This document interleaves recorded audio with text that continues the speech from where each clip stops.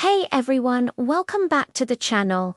Today we're diving into one of the shortest books in the entire Bible, but don't let its size fool you.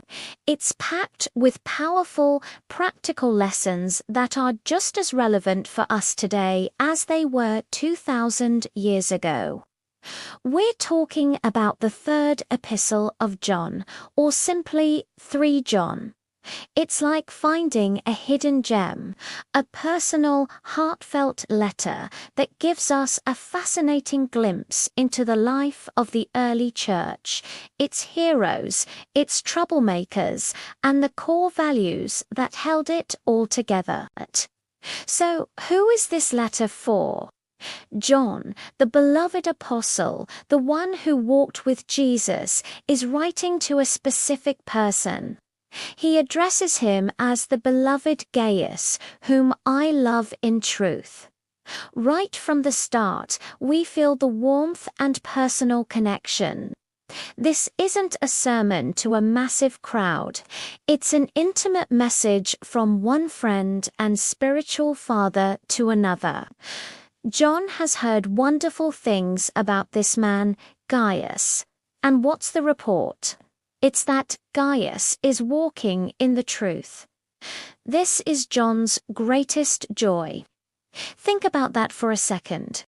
For the Apostle John, seeing his spiritual children live out their faith authentically was the ultimate reward. It wasn't about numbers or influence. It was about genuine, lived-out truth. So, how was Gaius walking in the truth? The letter tells us he was showing incredible hospitality. He was opening his home and his heart to traveling Christians, ministers and missionaries who were going from place to place to spread the gospel. And here's the amazing part. He was doing this for people he didn't even know. They were strangers. The letter says he was supporting them in a manner worthy of God. This wasn't just giving someone a couch to sleep on. It was a lavish, generous, wholehearted welcome. He was providing for their needs, helping them on their journey, and doing it all for one reason. For the sake of the name. He was investing in the mission of Jesus Christ. This is what faithfulness looked like in action. It wasn't just about believing the right things. It was about loving people in a tangible, practical, and sacrificial way. Gaius is our first character in this short drama, and he's the hero of the story. He embodies faithful love and true Christian hospitality. But every good story needs a little conflict, and 3 John has a very clear antagonist. His name is Diotrephes. While Gaius was known for his open heart and open home, Diotrephes was known for his closed fist and massive ego. John describes him with a very specific phrase. He loves to be first. This guy was a leader in the church, but his leadership was toxic. It was all about him. He wanted the spotlight, the power, the control. He was so consumed with his own importance that he refused to acknowledge the authority of the Apostle John himself. Think about the audacity. He not only ignored John's letters, but also went around spreading wicked nonsense about him. He was a slanderer, undermining the very foundations of the apostolic teaching he was supposed to uphold. And his pride didn't stop there. Diotrephes' self-centeredness had practical, harmful consequences for the church community. Just as Gaius was praised for welcoming believers, Diotrephes was condemned for shutting them out. He not only refused to welcome the traveling brothers himself, but he also tried to stop others from showing hospitality, and if anyone dared to defy him and welcome these missionaries anyway, Diotrephes would kick them out of the church. He was a gatekeeper of the worst kind, using his position to isolate and control rather than to love and serve. He was creating division and fear, turning the church into his own personal kingdom instead of a family. The contrast between Gaius and Diotrephes couldn't be more stark. One builds up, the other tears down. One serves, the other seeks to be served.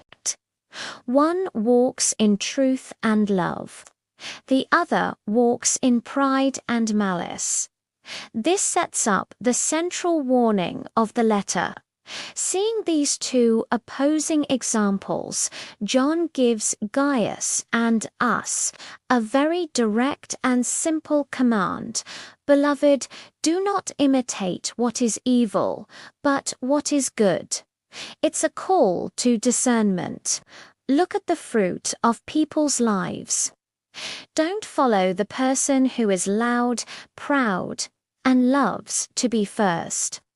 Don't be impressed by power-hungry leaders who slander others and create division. Instead, imitate the good, imitate the one who is humble, hospitable, and serves others in love. John makes the connection crystal clear. Whoever does good is from God. Whoever does evil has not seen God. True faith, true knowledge of God will always produce goodness, humility, and love. Evil actions, pride, and a lust for power are signs that someone, whatever they might claim, doesn't actually know God. It's a powerful gut check for anyone in a position of leadership. And for all of us, as we decide who to follow and whose example to emulate. But John doesn't leave it there. He doesn't just give us a negative example to avoid. He also provides a third character, another positive model to follow. His name is Demetrius. We don't know much about Demetrius, but what we do know is incredibly powerful.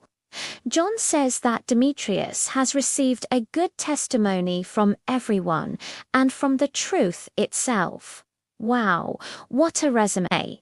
First, everyone spoke well of him. His reputation was spotless. He was a man of integrity, respected by the community. But it goes deeper. It wasn't just a popularity contest. John adds that his good reputation was confirmed by the truth itself. His life was so aligned with the teachings of Jesus that his very existence was a testament to the truth. His actions, his character, his words, they all pointed back to God. John even adds his own personal endorsement, saying, "We also add our testimony, and you know that our testimony is true." So you have the community, the truth itself, and an apostle all saying the same thing. This is a man worth imitating. Demetrius stands alongside Gaius as an example of what true godly leadership and character look like. He's the antidote to the poison of Diotrephes. So, in this tiny letter, we have 3 character studies. Gaius, the hospitable and faithful friend. Diotrephes, the proud and divisive leader. And Demetrius, the man whose life was a testament to the truth. It's a masterclass in Christian living and leadership, showing us what to embrace and what to reject. It teaches us that faith is not a private affair. It is expressed through our actions, particularly in how we treat others, especially fellow believers. Hospitality, generosity, and support for those serving the gospel are not optional extras. They are at the very heart of walking in the truth. As John wraps up his letter, the tone becomes even more personal and tender. He says, "I have much to write to you, but I do not want to use paper and ink. Instead, I hope to see you soon, and we will talk face to face." This is so beautiful. John valued real, personal connection. He knew that some things are just better said in person, not in a letter or, in our modern world, a text or an email. He longed for fellowship, for that face-to-face conversation where you can truly share your hearts. It's a powerful reminder in our digital age about the irreplaceable value of being present with one another. And what are his final words? "Peace to you." The friends here send their greetings. Greet the friends there, each by name. It ends just as it began, with warmth, friendship, and a sense of community. He sends a blanket of peace over Gaius, and then follows it with specific, personal greetings. He doesn't just say, "Greet everyone." He says, "Greet the friends there, each by name." Every person mattered to John. Each individual was known and loved. This little detail reinforces the entire message of the letter. In God's family, we aren't just a crowd. We are a collection of named, known, and loved individuals. We are called to care for each other personally, just as Gaius did for the traveling strangers, and just as John did for his friends. So, what can we take away from 3 John today? First, check your own heart. Are you more like Gaius or Diotrephes? Do you love to serve, or do you love to be first? Do you open your heart and home to others, or do you put up walls? Second, be discerning about leadership. Don't be drawn to charisma without character. Look for the fruit of humility, service, and a good reputation that is backed up by a life of truth. Imitate the good. Third, let us recommit to the value of hospitality and supporting those who are on the front lines of ministry. Our generosity fuels the mission of Christ. And finally, let's never lose sight of the importance of personal, face-to-face fellowship. Let's be people who greet each other by name and truly care for one another. This tiny letter is a giant challenge to live out our faith with authentic love and radical hospitality. Thank you so much for joining me on this deep dive into 3 John. I hope it blessed you and gave you something to think about this week. If you enjoyed this video, please give it a thumbs up and consider subscribing for more content just like this. And I'd love to hear your thoughts in the comments below. Which character, Gaius, Diotrephes, or Demetrius, challenges you the most right now? Let's talk about it. God bless, and I'll see you in the next video.